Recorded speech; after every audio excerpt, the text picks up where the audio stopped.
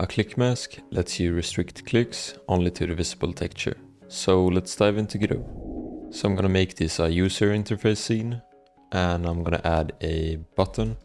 And the button I'm gonna add will be a texture button. I'm gonna create it. I'm gonna press F to focus it and then zoom in on it. And if we go to the textures and open them up, I'm gonna drag in the icon into the normal. And then we're gonna want a click mask. And this needs to be the bitmap type. And to make a bitmap, we can just duplicate our icon. So I'm gonna duplicate it.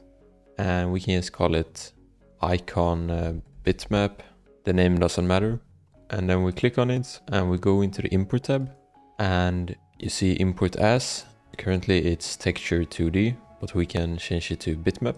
And then we can re-import it and then hit OK. Now you will see it turns into this checkboard pattern, and we can go back to the scene and select the texture button and drag it into the click mask. And if we scale the button up a little bit, it's technically as big as we make it.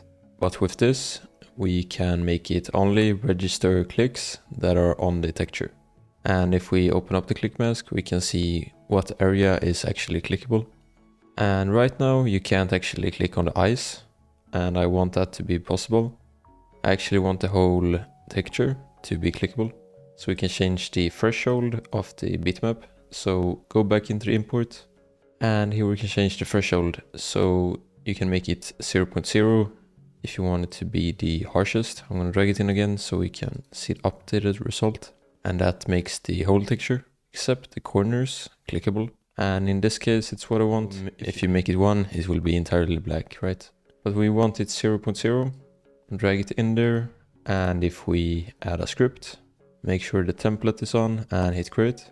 And then we're gonna connect the signal from the button to the script. So let's go into signals and let's connect the pressed signal and hit connect. We can just add a variable and we can call it number and make it equal 0. And we can make number plus equal 1, and then we can just print, and we can print the number.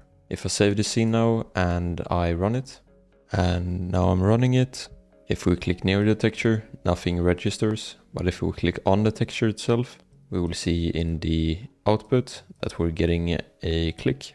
And that's basically how the texture button with the bitmap works. Thanks for watching, and special thanks to my members. For source code, custom videos or coaching, check out my Ko-Fi, and I'll see you in the next one.